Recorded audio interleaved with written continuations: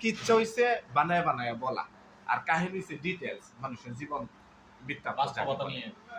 এই যে কইলে তুই হ্যাঁ 80 মারছে, হের কি কথালে করি দা একেবারে দিছে যে 80 মারছে, না হের না হের গুদা তৎবার দিছে, হের মুখ তোমনে আশমিকা মুখ কামালে, আশমিকা মুখের মধ্যে হের সব সময় আসলে এটা মন।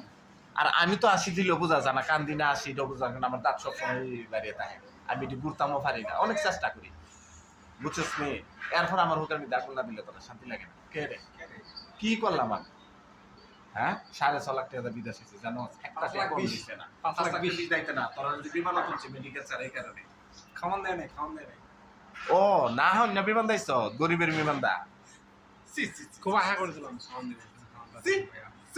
তা আমরা স্যার আমরা আমরা আমরা যে বিমান দাইছি 3 বার হাউন দিছে, 4.5 ঘন্টায় 3 বার হাউন দিছে, তুই জানাস নি? যাতা কথা আইছে আর 2-3 মহিলা এসে কি লাগবে চাও, কি লাগবে চাও, কি লাগবে চাও, জি এটা তুই তো ইংলিশ বুঝাস না, এই জন্য আমি কইছি বাংলাতে।